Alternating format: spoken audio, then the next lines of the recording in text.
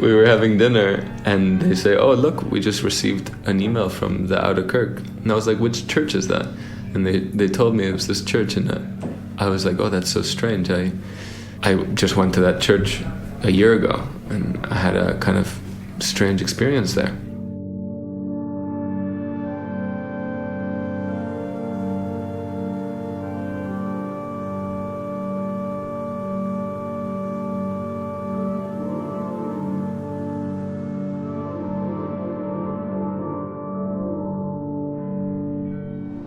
Het is zondagochtend en de Oude Kerk aan de Wallen in Amsterdam laat luid en duidelijk weten dat het 8:00 's ochtends is.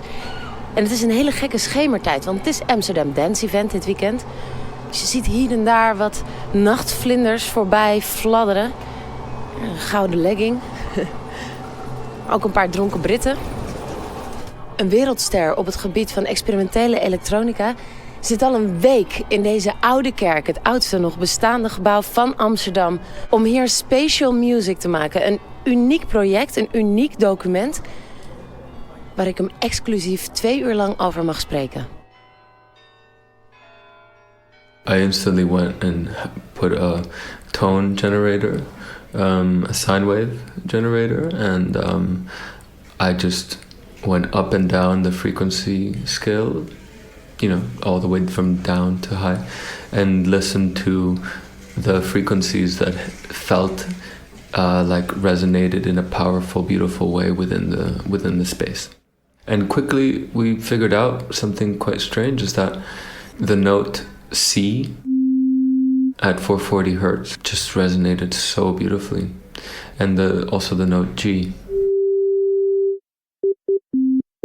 I mean, we did so many things.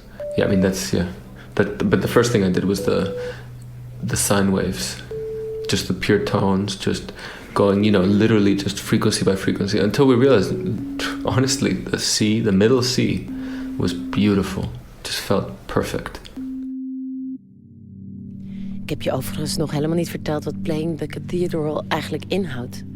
Een week lang is Nicolas Jaar hier bezig om een compositie te maken die waarschijnlijk maar 1 keer te horen gaat zijn, en wel op 11 mei 2019.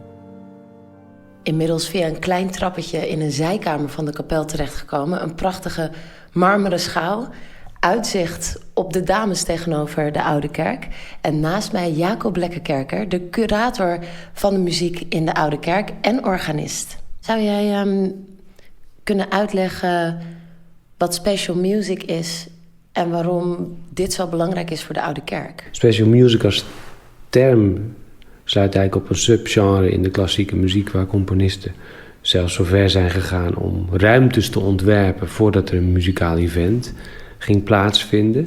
Van de klassieke muziek weet ik dat er ook componisten waren in de hele geschiedenis van de klassieke muziek die altijd hebben gewerkt met ruimtelijke opstellingen. Bijvoorbeeld in Venetië was de San Marco.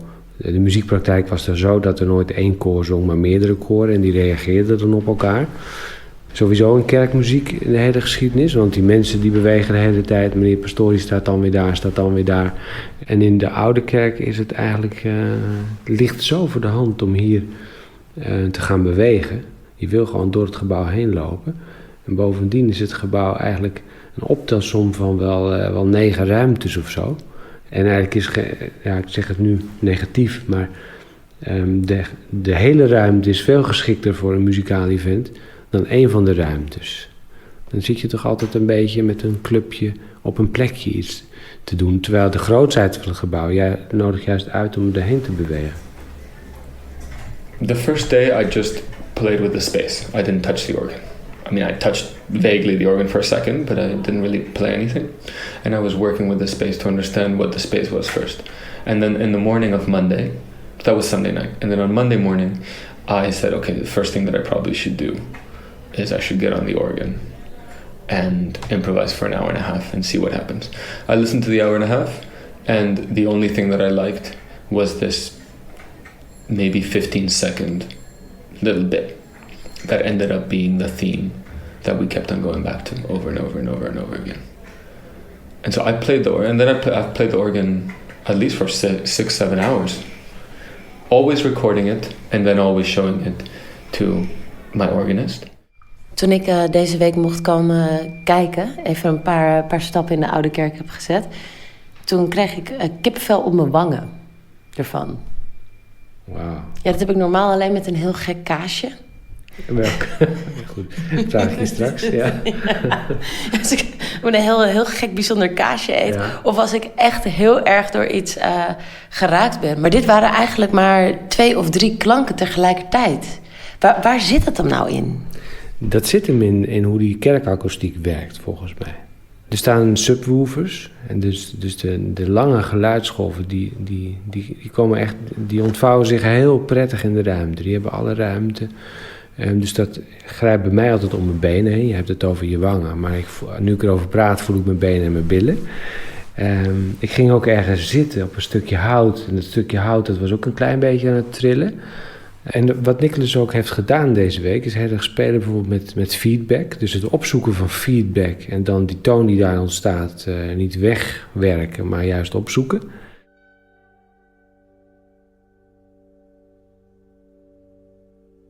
Of course, we did feedback tests, which are very typical to do. But we recorded the sound. We recorded the sound of the space, and then we played it back through the speakers, and recorded it again while playing back through the speakers over and over and over again. And that way, we could listen to the different kind of feedbacks that were growing and being created within the space, which were again harmonious in certain ways with C and G. Then we did other tests like putting the different recordings of the feedback on top of each other so as to see if the different feedbacks harmonize with each other. En wat hij ook nog heeft gedaan, hij heeft de meeste speakers in een positie gezet dat het geluid naar boven ging. En dat je dus de geluidsgolven ook nog via allerlei gekke hoeken weer terugkrijgt. Die gewelven hebben bepaalde vormen en als je dan een speaker in een bepaalde hoek op die architectuur zet, ja, dan kan die maar zo weer op een gekke plek terechtkomen.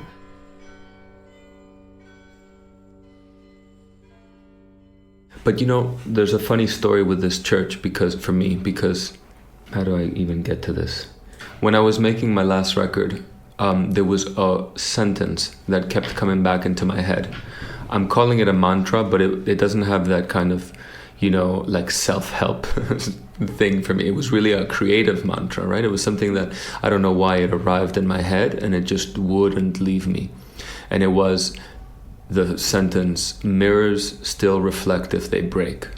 Right? One day I just realized, I don't know why, I just realized a mirror can just break into 1,000 pieces, but it still reflects.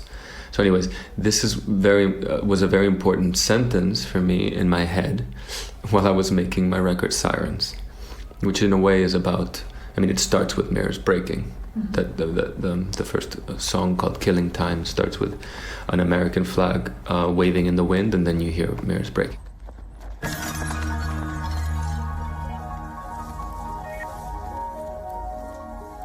And so it was during my tour of 2017, and I was in Amsterdam for something, I'm not sure what, and I was walking around this neighborhood, and I decided to walk into the Oude Kerk. I liked the graphic design, kind of, and I just entered. And I go into the church, and I see a broken mirror on the ground. And I'm looking around at the church, and it's really beautiful. And I take a picture of the broken mirror inside the church, because to me it felt, in a way, almost a physical manifestation of this mantra, honestly. And yeah, that mirror, that broken mirror, was actually close to one of the tombs that was the number 333, which we'll get to, but it's a very important number for me. I guess there's 2 ways in which it's been important for me. First, I think for a long time, I always saw things within myself as very black and white, so very binary, right? 1 or 2. It was, I either want to do this or I don't want to do this, or I'm either, I either like these kinds of people or I like these kinds of people, or I want to be this or I want to be that. And at some point, I realized that I was in a way stuck in this dualistic way of thinking, and that there needed to be a third way of understanding myself. That's one hand why the number 3 was important to me.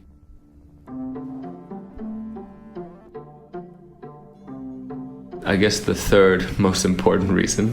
One day I was working with a rapper in my house.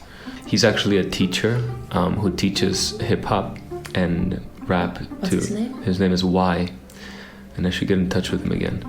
But anyways, he was in my house, and we were talking about things. And I had just visited his class, and he teaches, high school kids hip hop. And he had these beads around his neck, and he was counting them as he kind of prepared to rap. And I asked him, why? What are you doing? Like, what are you doing with these beads? And he said that he was counting them, that the counting helped him. So the next morning I woke up, and for some reason I had this kind of big urge to sit down and count. And so I closed my eyes and I just counted. Did you count something in your head? I counted my breaths because it felt natural to count the breath. It felt like normal to do it. And then every morning since then I've been counting. It's really a strange, weird thing that... That's just meditation. I guess it is in a way. But it just really felt right for me. And I used to count with my eyes closed in front of my books.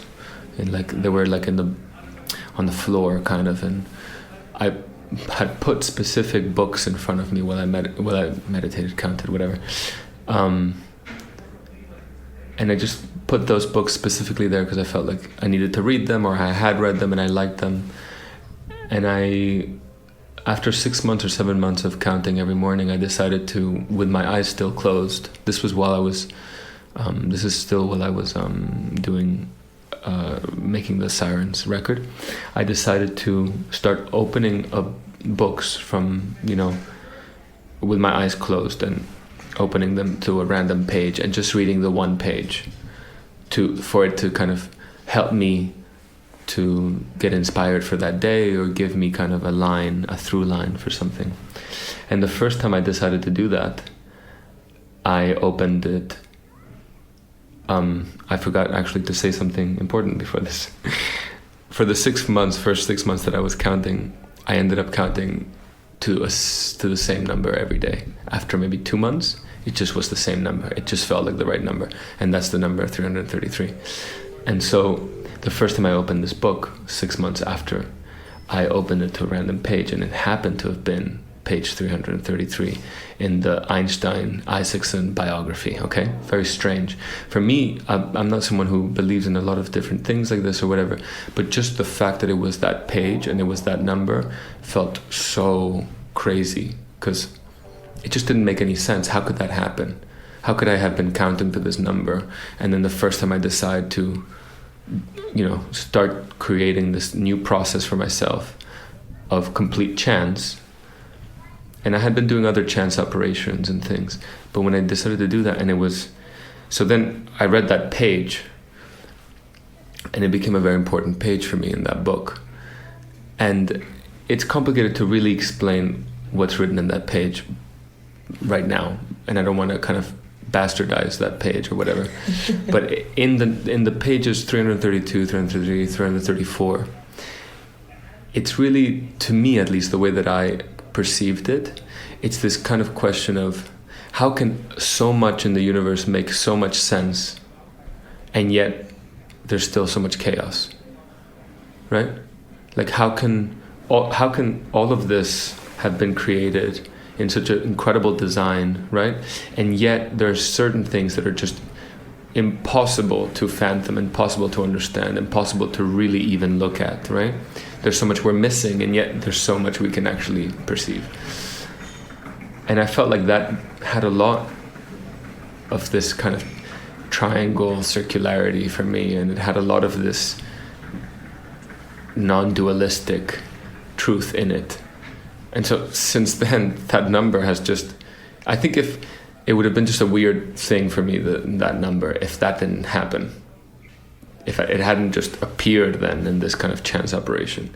But anyways, the number has appeared to me many times in many different ways. And on the thumb. And well, that's the thing. And then I arrived here, and the church had all of these weird, different symbols for me, right? It had the broken mirror reflecting the church, and that mirror was literally 2 steps away from the 333 tomb.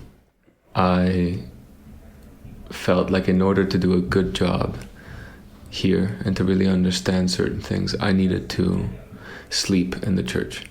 And everyone was making fun of me and saying, oh, Nico, the vampires are gonna, eat you, and, all these funny things. And I was talking to my friend on the phone, and I said, should I be scared? Like, should I? And then my second question was, if I should be scared, about what? Like, what could really happen? And if something could happen, I'm kind of interested. What would happen to me? What will happen? And so I decided to sleep in the church, and I was freezing, of course, and I didn't really sleep. I slept maybe, I kind of, those weird half sleeps where you have these kind of hallucinations that are dreams, but you're also awake. I put all the chairs together and turned them into a little boat, kind of like, the chairs facing each other. It looks like a boat, which is interesting because the boat, this church used to baptize boats. So that's a kind of weird thing. But anyways, I made a little boat and I slept here, and I thought a lot about my own, what I felt like I needed to do in the church, what I felt comfortable doing in the church, what the church felt comfortable with. I kind of questioned a lot of those things. And in order for me to really understand, I guess I needed to spend this kind of alone time. Yeah. And anyways, I half woke up in the morning and sat down and counted a lot, and yeah, I didn't feel any strange presence. I didn't feel anything negative at all. I felt a very strong, beautiful, kind of motherly, natural presence stemming from the church, and I was blown away by how it felt both like a space for culture and a space for spirit. It was not just a place for devotion, it was also a place for experimentation.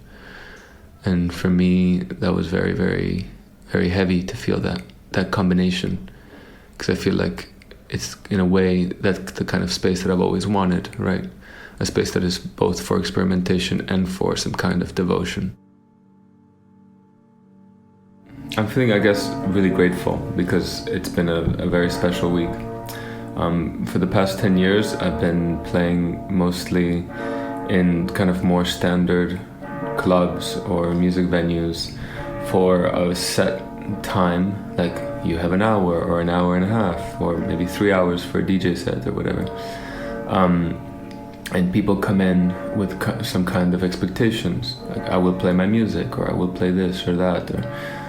And here I was just able to arrive with a completely blank slate and first start off by doing tests, acoustic tests, understanding what the room sounds like, what the space wants. I slept in the church one night in the cold and then I got to play to strangers, old tourists coming in at 10 in the morning, and then I'm there just playing with the organs or making music for the 8 speakers that we have around. And for me, there's something about, that blank slate and that kind of freedom of being able to play and improvise for people all day. That's what I did yesterday, was really, really, really an amazing experience for me, and something that I hope to kind of continue doing, for this kind of next phase, yeah.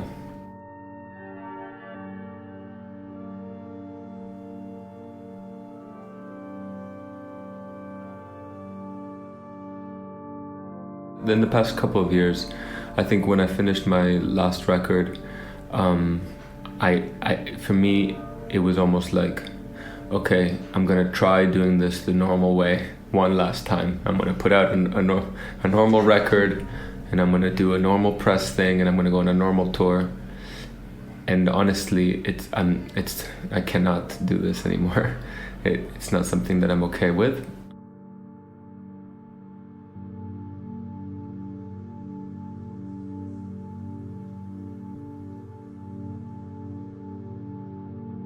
There's a lot, I see so many different problems in the ways that we kind of promote and brand ourselves and market ourselves, and I have so many problems with the way we play music for people and how we have to pack thousands of people in order to show them a set amount of music, and I just needed a bit more freedom. I wanted to give people something more intimate, more free, more long form, more about process, less about, a dead object. Here's an hour of dead music. Really, that's what you end up having to do in that system. So anyways, for me, it feels actually quite beautiful in a strange, twisted way to start this new phase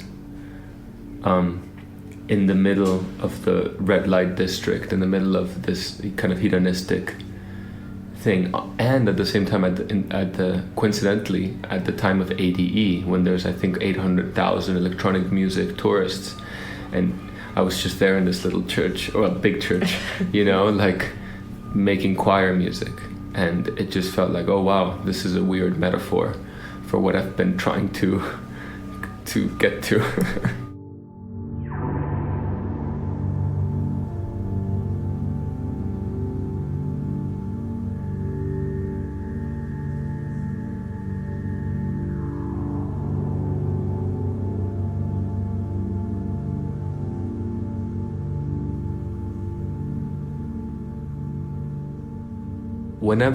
During this week, whenever I played for random visitors, I wasn't really aware of them because we had been working since 7 a.m, and then sometimes we just stayed until 10:30, right? 30 minutes more.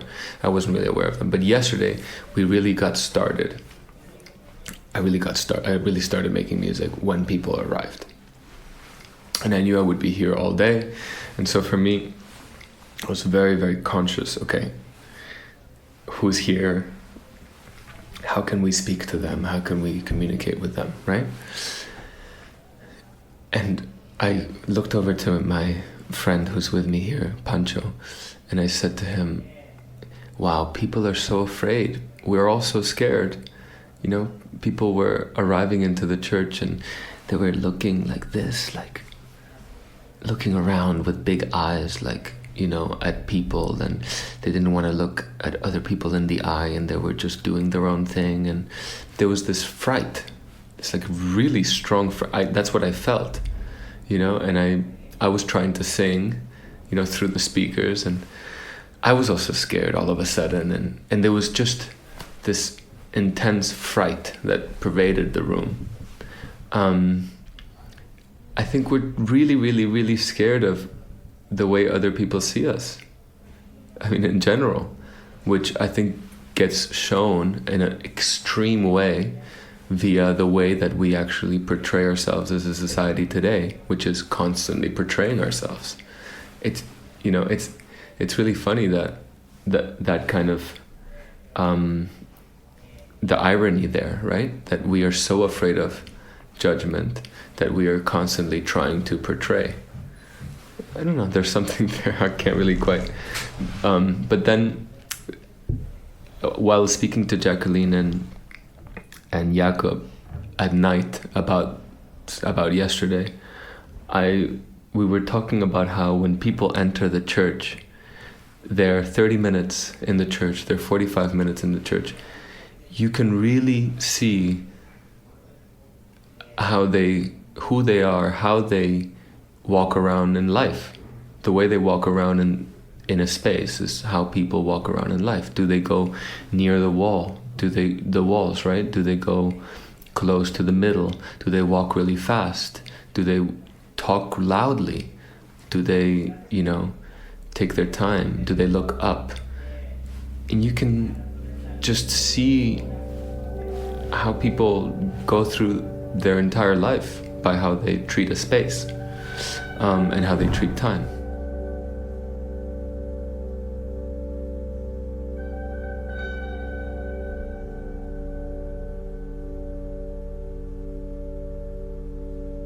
Do you feel a new mantra for the new phase? Like, No. I mean, I feel new colors, new things. And there's new people, there's new feelings. There's not yet a new sentence, and there's no new numbers.